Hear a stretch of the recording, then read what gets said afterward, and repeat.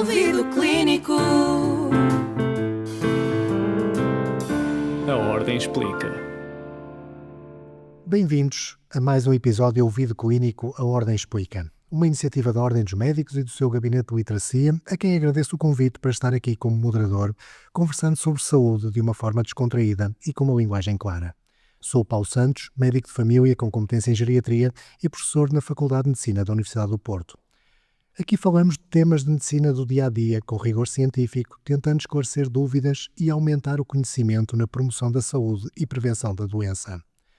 Hoje vamos falar de saúde digital, não como uma moda ou uma promessa tecnológica, mas como uma transformação que já está a acontecer e que tem impacto na medicina e tem impacto nos médicos e tem impacto em todos os doentes, e nomeadamente nos cuidados de saúde primários nas pessoas e no dia-a-dia dos profissionais. Para esta conversa tenho comigo dois convidados com olhares complementares, duas pessoas que eu respeito muito e que gosto muito. O Dr. Daniel Beirão, médico especialista em Medicina Geral e Familiar, com trabalho e reflexão na área da saúde digital, e o Dr. José Bastos, economista e CEO de uma das maiores empresas na área da telemedicina, com um percurso muito marcado pela transformação digital na saúde, muito além da telesaúde, incluindo a inteligência artificial. Obrigado aos dois por estarem aqui conosco. Dr. Daniel, para começarmos pelo essencial, quando falamos hoje em saúde digital, de que é que estamos realmente a falar? O que é que já mudou na prática e na organização dos cuidados, especialmente nos cuidados de saúde primários? Ora, antes de mais, começo naturalmente por agradecer as palavras e por cumprimentar tanto o professor Paulo Santos como o Dr. José Bastos. É sempre um prazer estar convosco. Respondendo à questão, quando se fala de saúde digital, não se está a falar apenas de tecnologia, portanto, é importante nós falarmos desde logo sobre isso. Está-se a falar de uma mudança na forma como se organiza, como se presta e também como se pensa o cuidado em saúde. Durante muito tempo o sistema foi desenhado de uma forma muito presencial, muito episódica, isto é, a pessoa tem um problema, desloca-se, é observada e o contacto termina ali. A saúde digital vem alterar isto de uma forma estrutural, portanto, desde logo integra várias dimensões, portanto, nós quando ouvimos falar em saúde digital normalmente pensamos sempre em telemedicina, mas não é só isto, portanto, a saúde digital é muito mais que isto, são os registros clínicos eletrónicos que nós conhecemos já há muitos anos, são agora as coisas mais inovadoras como os wearables, os dispositivos que nós usamos, como os nossos smartwatches, os nossos anéis que agora também cada vez mais na moda, mas é também a utilização de dados em larga escala e mais recentemente, naturalmente, o grande hype da inteligência artificial, tudo isto é saúde digital. Mas o mais importante, e isso é aquilo que nós queremos também ressalvar aqui, não é a tecnologia em si, é o facto de esta permitir cuidar melhor, com mais informação, mais proximidade, mais continuidade, e na prática clínica, em específico nos cuidados primários, já mudou muita coisa. Hoje o médico de família consegue acompanhar doentes à distância, ter acesso mais integrado à informação clínica, consegue comunicar de forma muito ágil com os próprios utentes e, idealmente, libertar tempo de tarefas administrativas para se focar naquilo que é a decisão clínica e na relação com a pessoa. E talvez a maior mudança seja mesmo esta, é deixarmos de pensar em consultas como momentos isolados e passarmos a pensar então em trajetos e de cuidados ao longo do tempo. As tecnológicas da saúde, e o José vai falar um bocadinho sobre isso, tem muito um jargão, uma palavra muito técnica para isto, que é os pathways, ou as jornadas clínicas digitais, eloquentemente ouvimos as tecnológicas muito a falar sobre isto, e um exemplo muito típico, por exemplo, uma pessoa com diabetes já não precisa só de consultas presenciais passadas no tempo, ao longo da própria jornada de seguimento da patologia, consegue ser acompanhado de uma forma muito mais contínua, com pequenos contactos mistos, híbridos, em que consegue ter consultas presenciais e consultas à distância, consegue também haver uma troca de informação assíncrona, ou seja, não no mesmo tempo em que o médico e o doente conseguem fazer esta mesma troca de informação, e isso tudo vai trazer maior proximidade. E isto sim muda tudo na forma de como nós pensamos o processo da saúde, ou seja, a saúde digital não é uma camada adicional, é uma transformação estrutural da forma como nós prestamos cuidados. Portanto, com isto, e se isto for bem feito, permite-nos algo muito simples, mas muito poderoso, que é adaptar o sistema às pessoas, em vez de continuar a obrigar as pessoas a adaptarem-se ao sistema. Portanto, eu diria que a saúde digital assim, é o primeiro grande passo a este, e a grande transformação é esta. E eu diria também que a saúde digital está cheia de anglicismos, que de repente parece que fomos invadidos pela língua inglesa e que só sabemos falar inglês em muitos dos termos que vamos utilizando nesta transformação digital. Assim, a telemedicina foi talvez a face mais visível da saúde digital nos últimos anos, e a NocCare, a empresa que é gerida aqui pelo Dr. José Bastos, e a NocCare foi de facto um marco na transformação digital, nesta telemedicinação da sociedade portuguesa e da forma como também nos cuidados de saúde primários, mas não apenas nos cuidados de saúde primários, se chega perto dos doentes e se mantém uma acessibilidade. Do ponto de vista económico e organizativo, onde é que está hoje o verdadeiro impacto desta transformação digital? E o que é que muitas vezes fica invisível para quem está no terreno? Em primeiro lugar, obrigado pelo convite e tenho de facto muito prazer em poder estar aqui com o Dr. Daniel Beirão e com o Dr. Paulo Santos e portanto, antes de tudo, obrigado. É verdade, hoje o impacto é grande e nós começamos a ganhar alguma visibilidade pela via das teleconsultas e continua a ser uma referência, dado que fazemos mais ou menos 2.000 por dia, portanto é uma dimensão que é comparável a um hospital grande. E é verdade também que isso é apenas uma face visível de muito mais do que isso que é saúde digital. Nós temos sempre a crença de que o primeiro ponto para o sucesso da saúde digital é que a saúde digital não consiste em digitalizar coisas manuais, consiste em reavaliar processos que podem ser transformados numa coisa muitíssimo mais eficiente por utilizarem tecnologias digitais. E aí é onde entra o impacto profundo, porque exemplos muito simples, o tema dos registros clínicos. E ligando a outra coisa que hoje está sempre na voga, que é a questão da inteligência artificial. Hoje, em todas as teleconsultas da NOC, utilizamos a inteligência artificial para fazer o registro clínico de uma forma síncrona enquanto a consulta decorre. Portanto, no final da consulta, o registro está feito. O registro está feito com normalização de dados e portanto, a informação em termos clínicos é imediatamente válida e validada pela inteligência artificial que está a registar a consulta. E isto tem várias vantagens simultâneas. Uma, reduz a carga administrativa do profissional, do médico, que temos a sensação que não adora passar tempo a escrever registros clínicos detalhados e que desta forma eles são detalhados e são automáticos. Segunda, dado que os dados são normalizados e consistentes através de todos os profissionais de toda a empresa, os registros podem ser consultados pelos colegas noutras circunstâncias quando estão a avaliar o mesmo doente e há consistência ao longo do tempo da informação daquele paciente.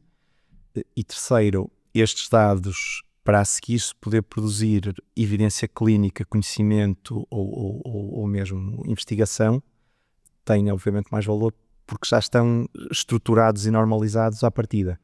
E portanto, se nós pensarmos que conseguimos ao mesmo tempo reduzir trabalho administrativo ao médico, normalizar informação que permite que outros médicos a consultarem a história clínica daquele paciente tenham mais qualidade na análise que fazem e ainda propor ou garantir a existência de dados para a investigação que, por sua vez, vão possibilitar maior qualidade no desenvolvimento de soluções seguintes, nós acreditamos que este impacto é muito material. Passaram 20 anos desde o livro do Potter e, na realidade, parece que agora finalmente se fala na criação de valor em saúde, ainda que de alguma forma esteja mais relacionada com a doença do que propriamente com os processos de saúde. Ora, nós médicos de família temos sobretudo um papel muito ativo na saúde, não tanto na doença. Como é que esta saúde digital pode de facto criar valor naquilo que é o funcionamento da medicina geral e familiar? Ou seja, vamos ter melhor acesso, vamos ter melhor continuidade, vamos ter mais tempo clínico, vamos ter outra coisa qualquer ou vamos ter isto tudo junto e mais qualquer coisa? Daniel. É assim, do ponto de vista do médico de família, a saúde digital tem um potencial para acrescentar valor essencialmente em 3 dimensões fundamentais e vale a pena concretizar o que é que isto significa na prática. A primeira coisa de todas é o acesso. Portanto, isto permite chegar a mais pessoas de uma forma muito mais rápida, muito mais conveniente, sobretudo em situações de menor complexidade, em situações de seguimento ou até somente de esclarecimento. Portanto, muito mais do que acesso, trata-se também de acesso adequado. Portanto, isto é muito importante balizar, que não serve para tudo também. nem tudo precisa de consulta presencial, também é preciso nós termos esta noção. E quando se fala no canal certo para o problema certo, melhora-se não só a experiência da pessoa, que é algo que nós nos cuidados de saúde muitas vezes nos esquecemos, que é a experiência do doente, mas também a capacidade da resposta global do sistema. Portanto, em segundo lugar, a continuidade de cuidados. Portanto, a possibilidade de nós mantermos um contacto regular, mesmo à distância, reforma esta relação terapêutica e melhor também o acompanhamento destas doenças crónicas, por exemplo.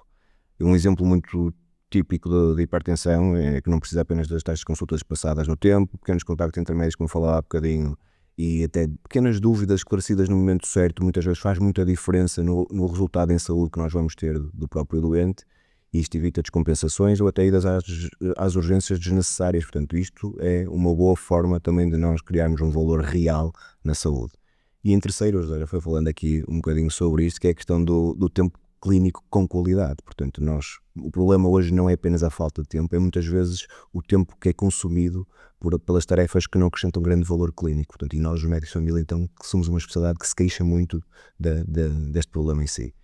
E a saúde digital claramente ajuda a reduzir a duplicação de registros, a automatizar processos simples. O José também já deu um exemplo de uma forma que usam para fazer isso mesmo, mas também organiza melhor a informação. Tudo isto permite ao médico concentrar-se no essencial, que é ter o raciocínio clínico, ter a decisão mais estruturada e a relação com a pessoa no centro da consulta. Portanto, há um ponto crítico aqui que muitas vezes é esquecido, e até se costuma dizer, há uma expressão muito isto, que é digitalizar um mau processo não o torna melhor. Portanto, torna-o apenas mais rápido, mas não resolve o problema em si. Isto não acontece automaticamente, portanto depende muito de como os sistemas são desenhados, e isto muitas vezes as pessoas esquecem-se disto. Se forem centrados no utilizador, seja o médico ou no doente, e ele acrescenta valor. Se for apenas a digitalização de processos antigos, mas que já estão mal desenhados por natureza ou já estão antiquados no tempo, portanto, tornam a burocracia mais rápida, é certo, mas não melhor necessariamente, portanto, não acrescentam um grande valor. E por isso talvez a ideia mais importante que eu gostaria de deixar é que a saúde digital não acrescenta valor só por existir. Portanto, temos muitos decisores na área da saúde que agora vão atrás da saúde digital e muitas vezes até da inteligência artificial, mas sem perceber que muitas vezes precisam de redesenhar os processos na forma como têm que fazer a prestação de cuidados. E, portanto, essencialmente é isso. Ela acrescenta valor quando melhora de forma concreta a forma como nós cuidamos das pessoas, essencialmente. É isso. É uma das críticas que ouvimos muitas vezes, tanto do lado dos profissionais como do lado das pessoas, que no fundo são os utilizadores dos sistemas de saúde, é que a digitalização aumentou a quantidade de trabalho e ainda por cima coloca-nos uma barreira, que passou a ser o monitor, coloca-nos uma barreira naquilo que é a comunicação, que é qualquer coisa que é muito importante na relação médico-doente. Assim, e por isso a pergunta a seguir é assim, como é que nós conseguimos fazer isto, José Bastos? Como é que nós conseguimos fazer isto sem aumentar inequidades, sem aumentar desigualdades, retirando carga burocrática e, de facto, transformando digitalmente aquilo que são, o Daniel já o disse, mas aquilo que são os processos, no fundo, criando aqui um instrumento que seja útil na consulta e que não seja mais um empecilho no meio da relação médico-doente? Eu adoro essa pergunta porque é uma pergunta que me fazem com alguma frequência e eu digo, e nós na NOC damos sempre a mesma resposta, que é a primeira solução para pôr o doente no centro do problema é pôr o médico no centro do problema. Porque nós não conseguimos pôr o doente ao centro se o médico estiver distraído por 50 coisas. E é exatamente esse ponto, estar a olhar para o ecrã, estar a fazer processos. Nós temos noção, e acho que há muitas medidas, e as nossas não devem ser muito diferentes da média, que cerca de 40% do tempo de um médico de família é passado em tarefas administrativas. É passado em coisas que não são a ver pacientes. E nós, quando desenvolvemos qualquer funcionalidade para a nossa plataforma, a primeira pergunta que fazemos sempre é de que maneira é que isto ajuda o médico a perder menos tempo a fazer o que quer que seja o objetivo que aquela funcionalidade responde. Quando eu há um bocado estava a dar aquele exemplo do registro clínico eletrónico e da utilização da inteligência artificial para isso. Eu penso assim, já agora só uma nota prática, que é o registro é disponibilizado ao médico no final da consulta. E, portanto, o médico confia que aquilo vai funcionar bem e que lhe aparece no final. Mas nós queremos que durante a consulta o médico esteja focado na conversa que está a ter com o paciente.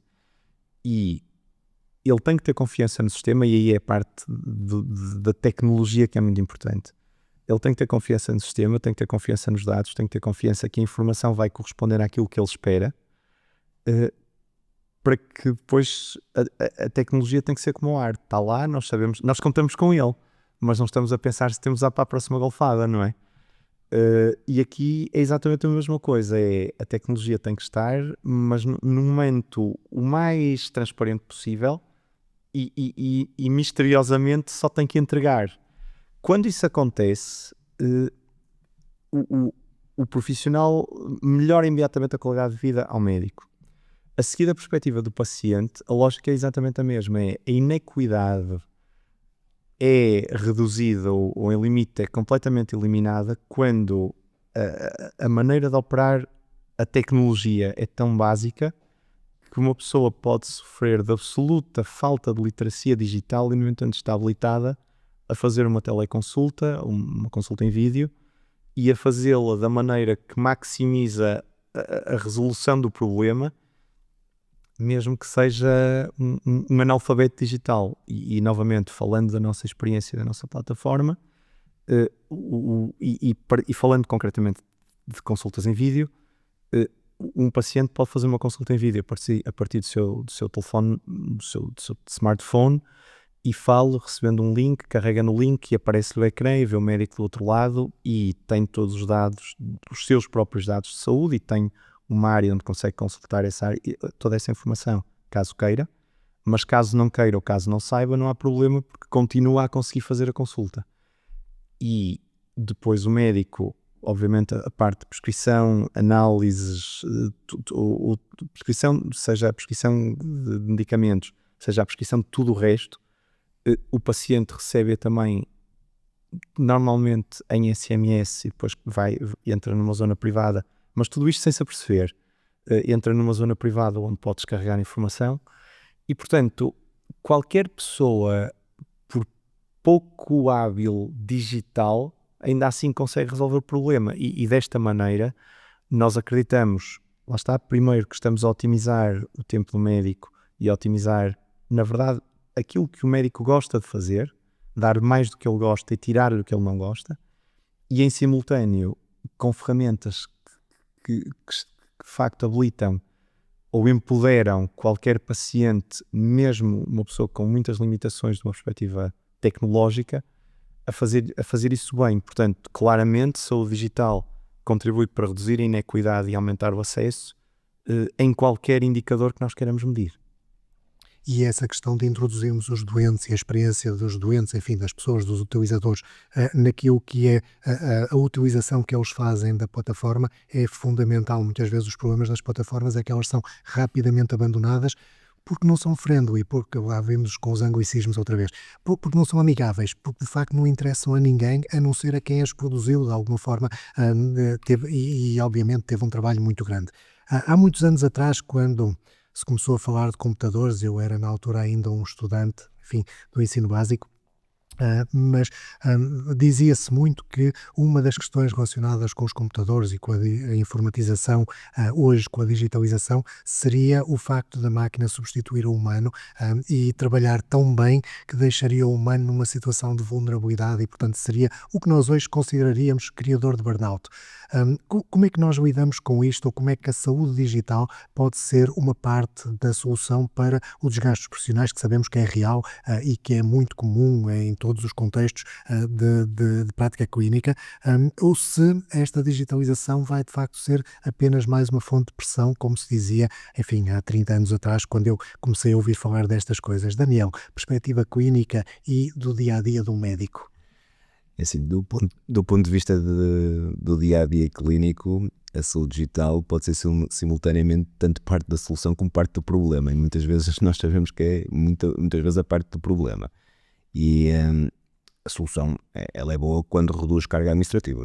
Falando aqui de vários exemplos, melhora a organização do trabalho também, ou permite que as decisões sejam mais informadas. Isto é um capítulo que cada vez mais vamos ver mais afinado, com auxiliares à nossa decisão clínica, mas também pode ser um problema. E quando faz exatamente o contrário, portanto, quando aumenta a fragmentação daquilo que é a nossa forma de atuação, multiplica uma série de plataformas que não comunicam entre si, e isto é a realidade muitas vezes no dia-a-dia da maior parte dos profissionais, ou então até cria uma sensação de disponibilidade permanente, mas também sem limites claros entre o tempo profissional e o tempo pessoal. Portanto, quando nós também, muitas vezes a tecnologia vê que de repente nós conseguimos aceder em todo lado, mas também os doentes esperam que nós respondemos a todas as horas, e isso também é um problema.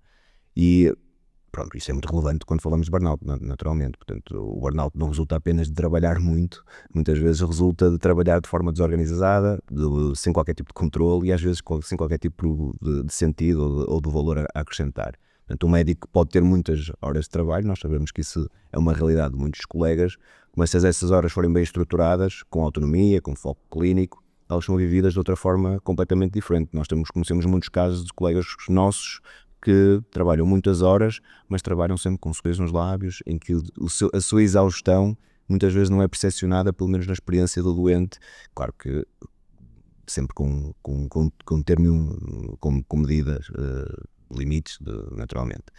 Mas há aqui uma questão também muito importante. Há um problema que surge quando este tempo é interrompido, é fragmentado e é ocupado por tarefas que não acrescentam valor nenhum. Portanto, quando os sistemas digitais, em vez de ajudar, se tornam mais uma fricção, na prática isto é muito claro que o burnout pode surgir. Portanto, muitos profissionais hoje passam mais tempo a navegar entre sistemas. O Zé, um bocadinho até falou de uma percentagem de 50%, mas muitas vezes em alguns casos poderá ser até mais que isso.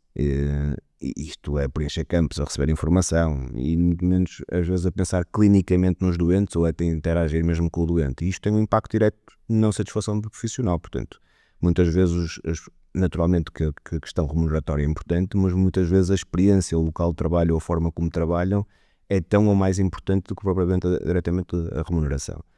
E por outro lado, quando a saúde digital é bem desenhada, pode ter também efeito inverso. Portanto, ele simplifica fluxos de trabalho, automatiza as tarefas repetitivas, organiza melhor a informação e devolve ao médico algo que é crítico, que é esta questão do que o José também foi falando, é permitir ao doente focar-se e essencialmente libertá-lo para a questão do raciocínio clínico. Portanto, eu ter a capacidade de ter o raciocínio clínico. E esta é a ideia-chave que eu deixaria, que era: não deve competir, a tecnologia não deve competir pela atenção do médico, deve libertar a atenção do médico para aquilo que realmente importa. Portanto, exige uma mudança de abordagem. Portanto, não basta introduzir mais ferramentas ou ferramentas com uma interface muito bonita.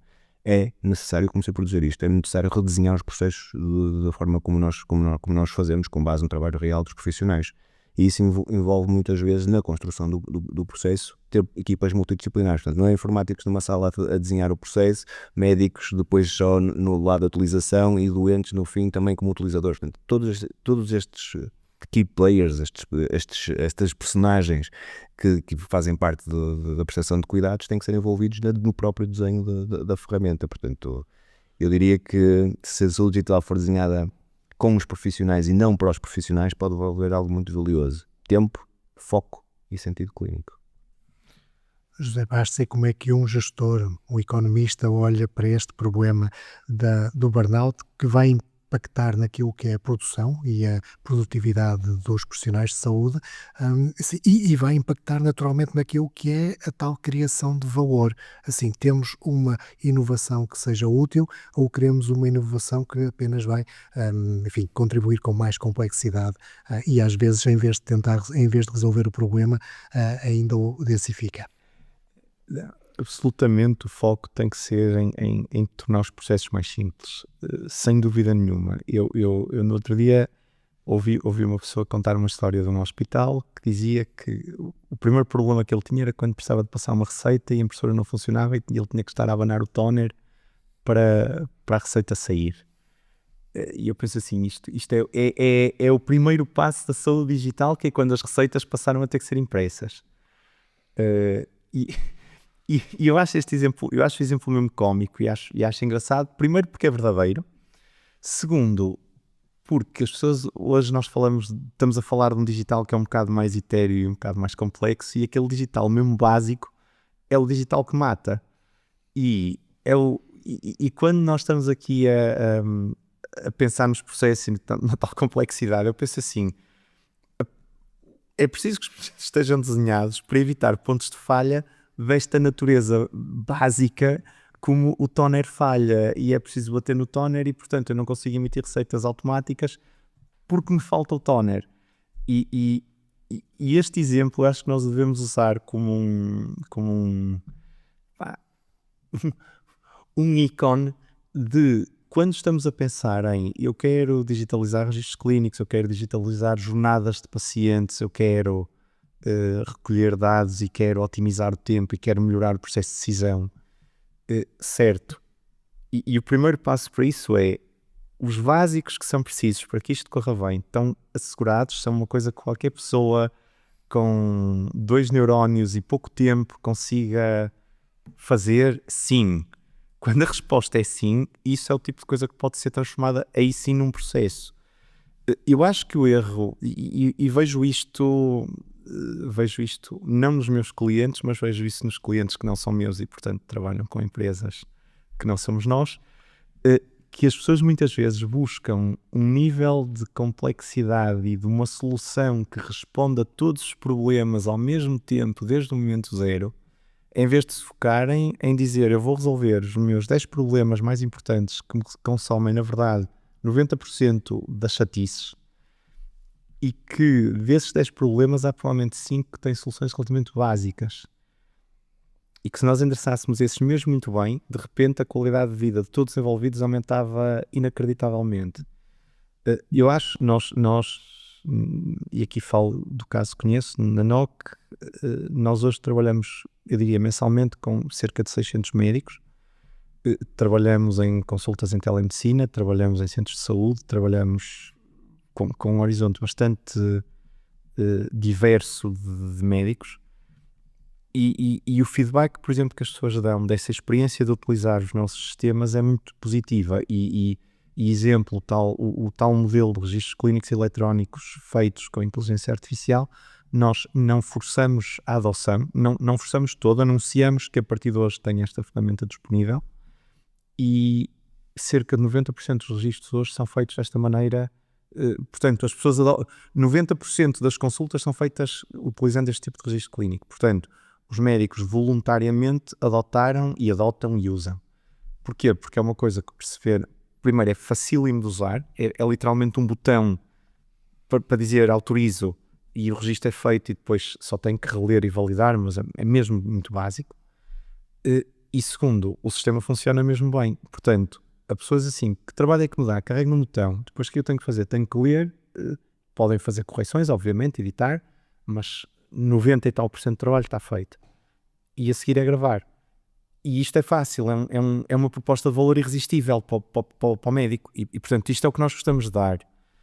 Se em vez disso eu dissesse assim, mas para fazeres este registro vais ter que carregar em 5 coisas e vais ter que falar de certa maneira, utilizar determinadas palavras, e a pessoa dissesse, eu vou ter que pensar muito para fazer isto, já não iam adotar.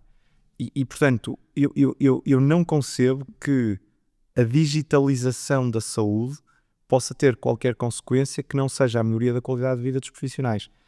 Ouço e já li em vários sítios a questão do burnout como, na verdade, em alguns casos ser agravada pelo digital, mas eu penso assim, a culpa certamente não é do digital, a culpa é dos processos, ou então podem ser ferramentas horríveis, mas não culpem a saúde digital, culpem os desenvolvedores de software. E nestas coisas, como a culpa é sempre humana, há de ser de quem fez a aplicação. Exatamente, é isso mesmo. Eu acho que está claro que a saúde digital não é apenas tecnologia, nem um fim em si mesma. Exatamente. É sobretudo uma oportunidade para organizar melhor os cuidados, criar mais valor em saúde, melhorar a experiência das pessoas e devolver tempo e sentido ao trabalho dos médicos e profissionais de saúde. E também nos cuidados de saúde primários, onde tudo começa.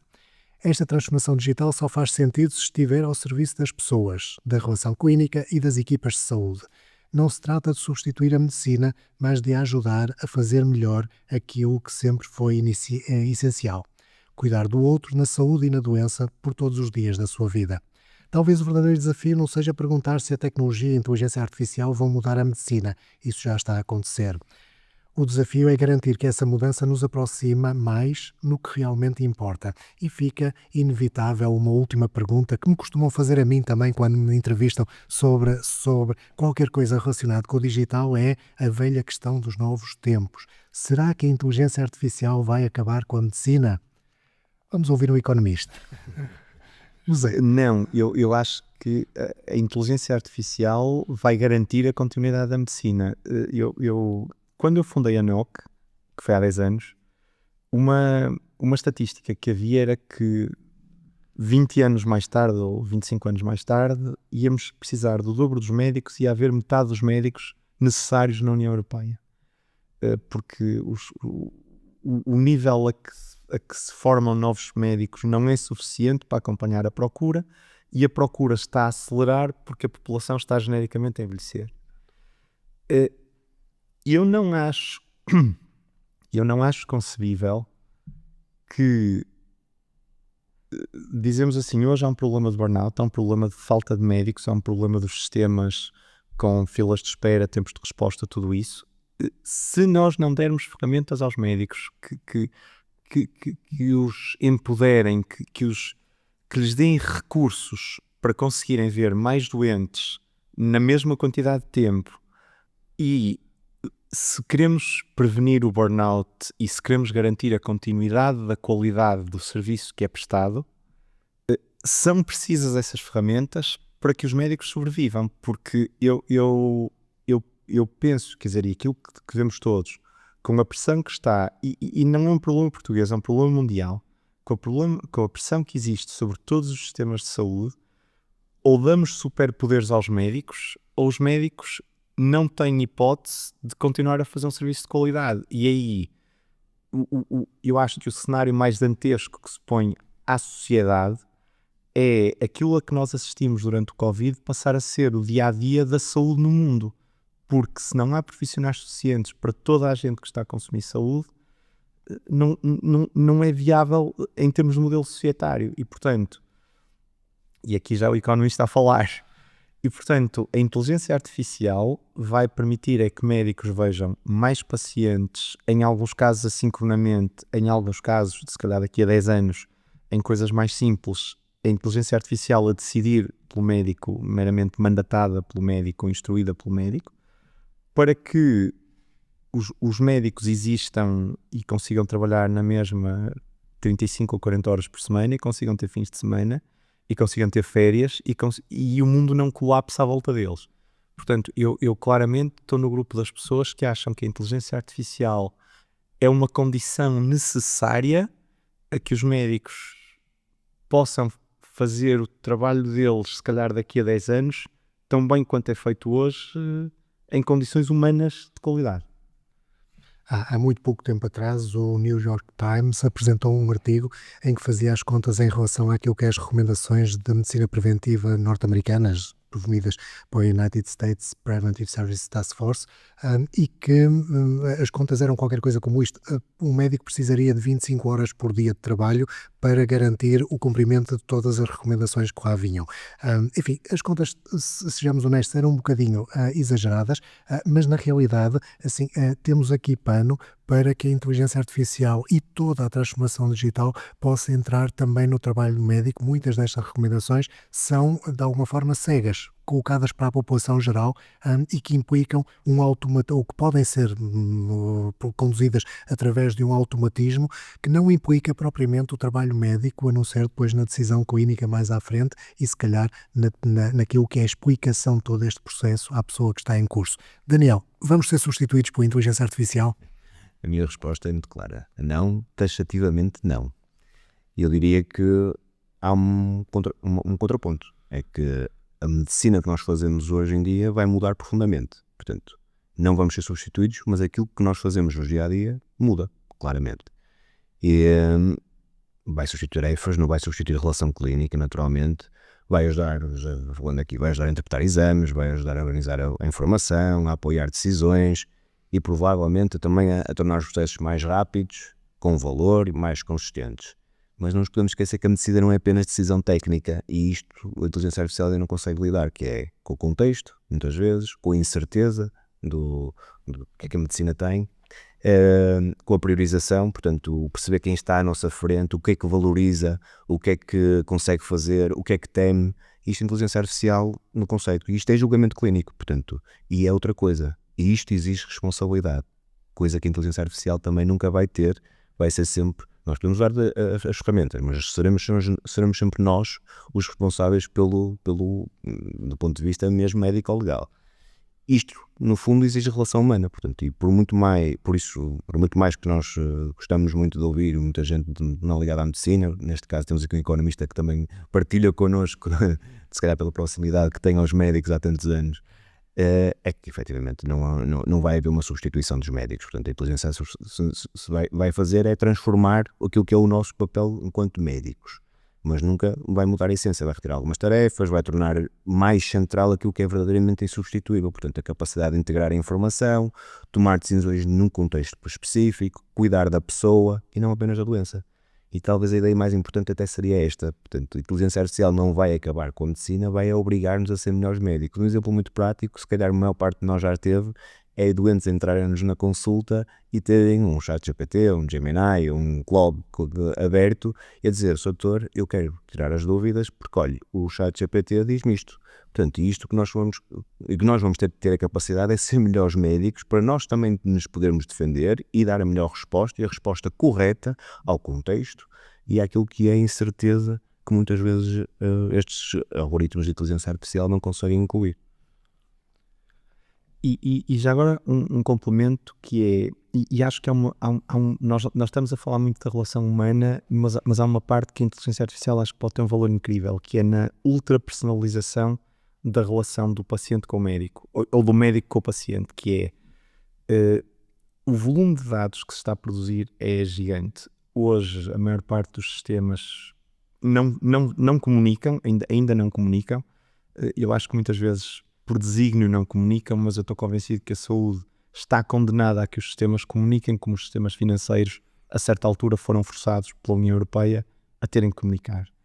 E no momento em que isso acontecer, a inteligência artificial é um dos superpoderes que vai poder dar aos médicos, quer dizer, analisar dados do paciente de muitíssimas fontes em simultâneo e poder propor, ou pelo menos sumarizar de uma maneira inteligente para que o médico proponha coisas verdadeiramente feitas à medida, e isso, pela positiva, vai elevar a qualidade dos serviços de saúde prestados e não vai consumir mais tempo ao médico, porque ele vai ter uma ferramenta que vai fazer o secretariado e a digestão dos dados crus por ele.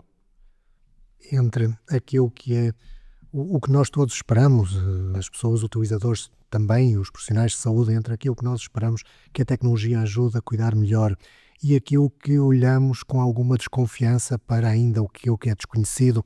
Nós não conhecemos o algoritmo do ChatGPT, já foi aqui falado, e se quiseres do Gemini, que é mais da tua área, Daniel. Assim, uma frase final para assim, acalmar as hostes e dizer assim, o digital está aqui, não resolve tudo, mas também não é nenhum bicho-papão. José Bastos. Eu acho que nós estamos a viver num período maravilhoso. É um tempo ótimo para estarmos vivos, porque há muita incerteza, há muita novidade, mas é nestes períodos que se desenvolvem as coisas que depois ficam para a história. E eu, apesar de tudo, tenho fé na humanidade e, portanto, acredito que o resultado destas coisas todas há de ser bom. A Revolução Industrial provocou muito caos e hoje dizem lá, foi um marco na história da humanidade. Sei lá, termos descoberto o fogo deve ter provocado caos lá no tempo, não há grande memória disso.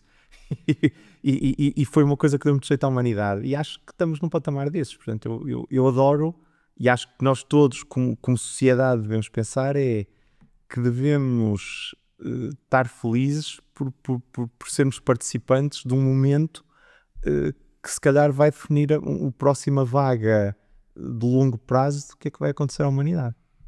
Um momento que nos desinquieta e que está brilhantemente traduzido no episódio do Velho do Restelo dos Lusíadas, muito português, em que há sempre uma preocupação em relação ao futuro, e essa preocupação convém que continue a existir, porque isso significa também ponderação e significa qualquer coisa que é ética, e a ética, até ver, é apenas humana. Daniel, uma frase para terminarmos.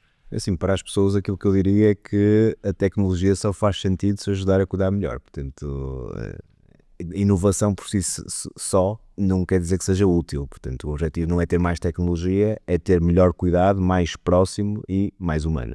Portanto, o objetivo também é dizer isto com clareza: a tecnologia não substitui o médico, nem substitui a relação de confiança. O que deve fazer é dar acesso mais simples, acompanhamento mais próximo, decisões mais informadas. A capacidade que nós temos de ter uma série de dados e esses dados darem-nos outro tipo de personalização no próximo doente, ou até encontrar padrões que muitas vezes ao olho humano seriam mais difíceis de chegarmos lá, mas sobretudo dar às pessoas a capacidade de participar no seu próprio cuidado. Portanto, eu acho que a tecnologia vai nos permitir fazer isto. Por isso eu diria que a expectativa não deve ser ter mais tecnologia, deve ser melhor cuidado no momento certo, da forma certa, com a tecnologia certa. Muito obrigado. Muito obrigado aos dois, muito obrigado ao Dr. Daniel, muito obrigado ao Dr. José Bastos, 2 convidados e 2 amigos com experiência real numa área que está a mudar profundamente a forma como cuidamos das pessoas. E obrigado a si que nos está a ouvir. Muito obrigado por estar presente connosco nestas conversas sobre literacia em saúde e esperamos que este episódio tenha ajudado a esclarecer algumas dúvidas sobre a transformação digital e a forma como a saúde está a acompanhar estes novos tempos. Relembro que podem enviar as vossas sugestões e dúvidas para o e-mail literacia.saúde.ordemdosmédicos@gmail.com com o assunto podcast. Ouçam e sigam este podcast e partilhem com os amigos. Sigam-nos também no Instagram e no Facebook na Ordem dos Médicos. Até ao próximo episódio e não se esqueça, informar-se é cuidar de si e dos outros.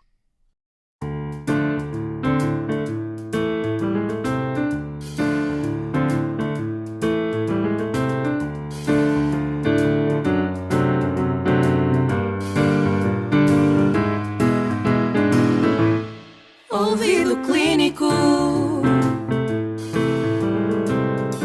A Ordem Explica.